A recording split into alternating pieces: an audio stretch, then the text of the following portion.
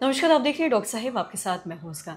दर्शकों, आज के इस एपिसोड में हम बात करेंगे और ये जानेंगे कि हम देखते हैं कि जो भी महिलाएं हैं उन सभी की ये चाहत रहती है कि उनको नॉर्मल डिलीवरी से ही बच्चा हो। लेकिन अगर किसी को पहले जो डिलीवरी है वो सिजेरियन से होता है तो उनकी फिर भी ये चाहत रहती है कि एटलीस्ट दूसरा जो बच्चा है वो नॉर्मल डिलीवरी से हो। आज हम इसी बारे में तमाम जानकारी लेंगे और ये जानेंगे कि अगर पहला बच्चा सिजेरियन से हो तो क्या दूसरा बच्चा नॉर्मल डिलीवरी से हो सकता है या नहीं। इसी बारे में तमाम जानकारी लेने के लिए आज हमारे साथ मौजूद है बिहार की जानी मानी gynaecologist doctor Shipra Roy. Ma'am, नमस्कार, बहुत बहुत स्वागत है आपका। मैं आपसे जानना चाहेंगे कि नॉर्मल डिलीवरी वाली चीज़ हर महिला की ये चाहत रहती है कि हमारा जो बच्चा हो नॉर्मल डिलीवरी से हो। लेकिन अगर किसी का बच्चा सिजेरियन से हो पहला बच्चा, फिर भी उनकी चाहत रहती है कि एटलीस्ट दूसरा बच्चा हमारा नॉर्मल डिलीवरी से हो। तो क्या ये मुमकिन है या नहीं, इस बारे में थोड़ा आप बताएं। जी हाँ, बहुत सारे केसेस में ये मुमकिन है। ये एक तो निर्भर करता है कि पहली डिलीवरी क्यों हुई।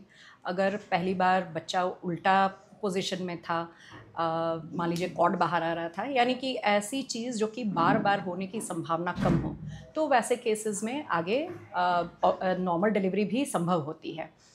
कुछ कारण होते हैं जो कि बार बार होने का चांस रहता है, जैसे केफालोपेल्विक डिस्प्रोपोर्शन, जहाँ माँ के हड्डी की जो संरचना है उसके मुताबिक बच्चा नहीं है, उससे ज़्यादा बड़ा साइज़ का उसका शरीर है या सिर का नाप है, तो वैसे केसेस में चांस बहुत कम रहता है कि आगे भी हो पाएगा नॉर्मल। तो इसीलिए संभव तो बिल्कुल है, लेकिन हर एक किसी में ये नहीं हो पाता है।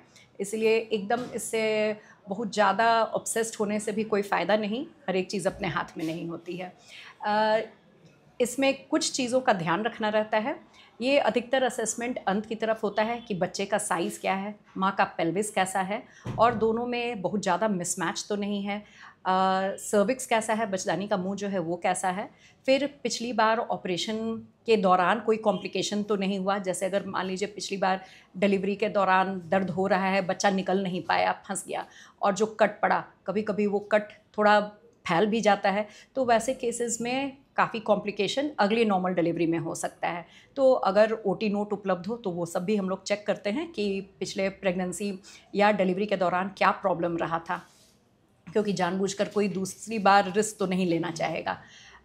मुख्य प्रॉब्लम होता है कि लेबर के दौरान जो टाँका है, चाहे वो लंबा अरसा भी बीत गया हो, वो जगह थोड़ी कमज़ोर रहती है बच्चेदानी में, और उस टाँका के फटने का डर रहता है। तो लेबर को भी उतनी ही दूर तक ट्राई किया जा सकता है जहाँ पे टाँका पे खतरा नहीं हो। टाँका फट जाता है तो अधिकतर तो गर्भस्थ शिशु की मृत्यु हो जाती है, माँ को काफ़ी खतरा हो जाता है। कभी कभी वो जो टाँका फटता है पेशाब के थैली वगैरह तक भी फैल जाता है, तो ये माँ के लिए भी काफ़ी बड़ी समस्या होती है। और फिर पेट तो खुल ही जाता है, ऑपरेशन भी हो जाता है, तो ऑपरेशन भी हुआ, बच्चा भी नहीं मिला, माँ भी खतरे में। तो इसलिए इस लेवल तक कोशिश को नहीं ले जाना चाहिए जहाँ बहुत ज़्यादा खतरा होने लगे।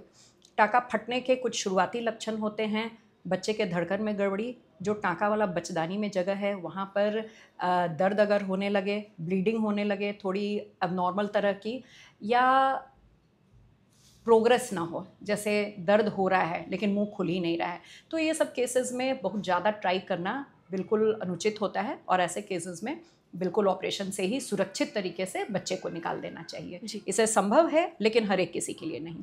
जी।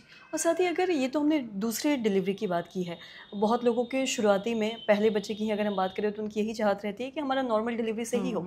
तो क्या ये मुमकिन है कि अपने मन से, अपनी चाह से है जो आपका नॉर्मल डिलीवरी हो सकता है या नहीं हो सकता है?